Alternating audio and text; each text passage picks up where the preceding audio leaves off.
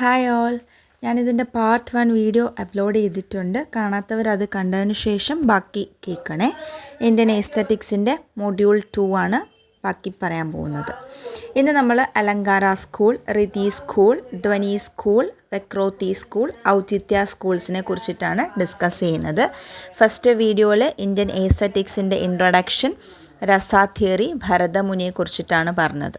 Okay, ഇന്ന് നമ്മൾ അലങ്കാര തിയറിയാണ് നോക്കാൻ പോകുന്നത്. അലങ്കാര തിയറിയുടെ ഫൗണ്ടർ ഭാമയാണ്. ആ ഒരു സ്കൂൾസിനെ കുറിച്ച് ഇൻട്രൊഡ്യൂസ് ചെയ്ത ടെക്സ്റ്റ് കാവ്യാലങ്കാർ എന്ന് പറയുന്ന ടെക്സ്റ്റാണ് 6th സെഞ്ച്വറിയിൽ.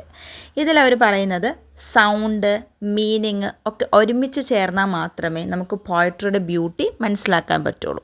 അതിനെക്കുറിച്ചിട്ടാണ് അവർ ഈ ഒരു സ്കൂളിൽ പറയുന്നത്. ഇനി അക്കോർഡിംഗ് ടു ഭാമ എന്ന് പറഞ്ഞാൽ അലങ്കാര ഒരു പോയറ്റിക് ഫിഗർ ആണെന്ന് പറയുന്നുണ്ട്. And essential element of poetry കൂടിയാണ് ഈ അലങ്കാര എന്ന് പറഞ്ഞാൽ.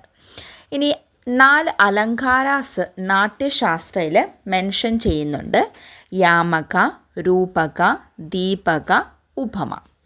ഇനി അലങ്കാര എന്ന് പറഞ്ഞാൽ ഒരു സാൻസ്ക്രിത് വേർഡാണ്, അല്ലെ? അതിൻ്റെ മീനിങ് ഓർണമെൻറ്റ് എന്നാണ്.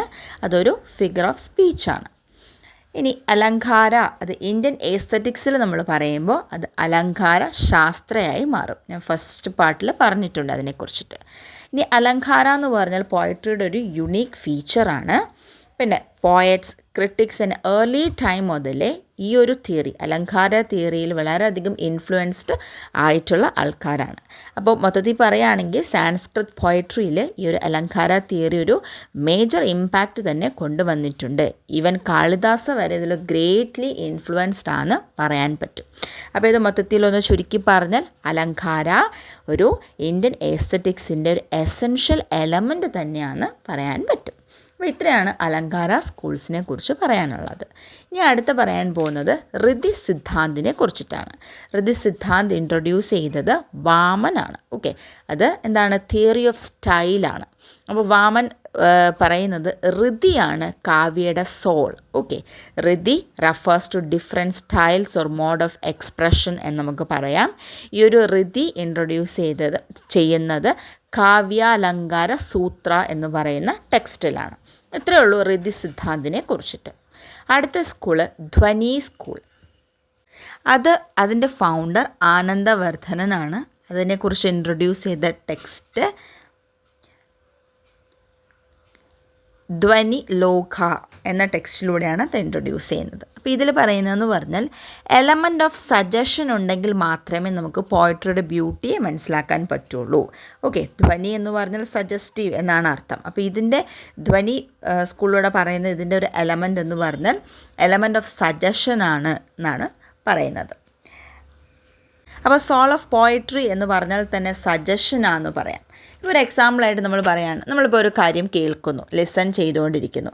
അതെന്താണ്? ഒരു kind of Joy, happiness, sad, ഒരുപാട് ഇമോഷൻസ് നമുക്കവിടെ ക്രിയേറ്റ് ആവുന്നുണ്ടല്ലോ നമ്മുടെ മൈൻഡിൽ. അതാണ് ഈ ധ്വനി തിയറിയുടെ കോൺസെപ്റ്റ് എന്ന് പറഞ്ഞാൽ തന്നെ. ഓക്കെ, അപ്പോൾ ഒരു ഹയസ്റ്റ് ഫോം ഓഫ് പോയട്രി തന്നെ ഇതാണ്. ഇനി സജസ്റ്റീവ് സെൻസിന് നമുക്ക് 3 ടൈപ്സ് ആയിട്ട് ഡിവൈഡ് ചെയ്യാം: idea, figure of speech, emotions എന്നൊക്കെ പറഞ്ഞ്. ഓക്കെ, അപ്പോൾ ധ്വനി സ്കൂൾ ഒരു തിയറി ഓഫ് സജഷനാണ്. ഫൗണ്ടർ ആനന്ദവർദ്ധനൻ, ഇൻട്രൊഡ്യൂസ് ചെയ്തത് ധ്വനിലോക എന്നതിൽ. അപ്പോൾ ധ്വനിയാണ് അല്ലെങ്കിൽ സജഷനാണ് സോൾ ഓഫ് പോയട്രി എന്ന് പറഞ്ഞാൽ. അടുത്തത് വെക്രോത്തി സ്കൂൾ. അതിൻ്റെ ഫൗണ്ടർ കുണ്ടകയാണ്. അതിനെക്കുറിച്ച് ഇൻട്രൊഡ്യൂസ് ചെയ്യുന്ന ടെക്സ്റ്റ് വെക്രോത്തി ജീവിത് 11th സെഞ്ച്വറിയിൽ. ഇത് തിയറി ഓഫ് ഒബ്ലീഗ് എക്സ്പ്രഷൻസിനെ കുറിച്ചിട്ട് നമുക്ക് പറയാൻ പറ്റും.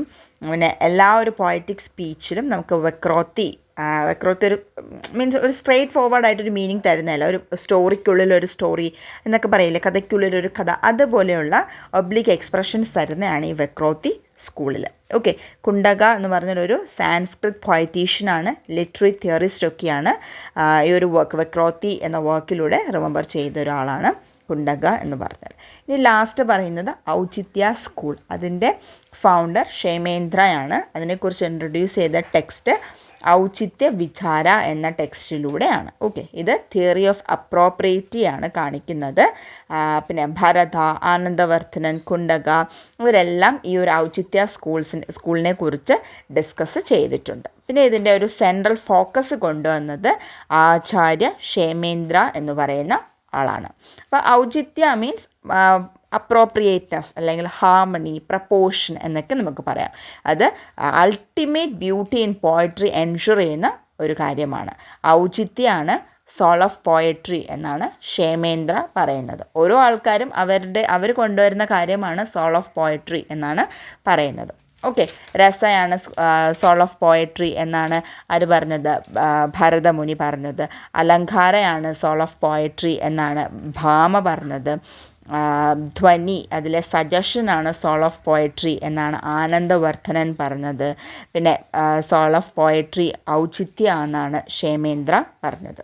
അപ്പോൾ ഇത്രയും കാര്യങ്ങളാണ് ഈ ഒരു സെക്കൻഡ് മോഡ്യൂളിൽ ഉള്ളത്. അതിൻ്റെ 8 സ്കൂൾസിനെ കുറിച്ചിട്ട് പറയുന്നത്. ഏറ്റവും ഇമ്പോർട്ടൻ്റ് രസ തിയറി, ധ്വനി തിയറി, അലങ്കാര തിയറി, പിന്നെ ഭരതമുനിയുടെ അതിലാണ് അത്രയും എഴുതേണ്ട. Rasa theory, Natyashastra, 8 sentiments of രസസിദ്ധാന്തം, 4 കൈൻഡ്സ് ഓഫ് പ്രൈമറി ആക്ടിങ്ങിനെ കുറിച്ചിട്ട് ഉള്ളത്.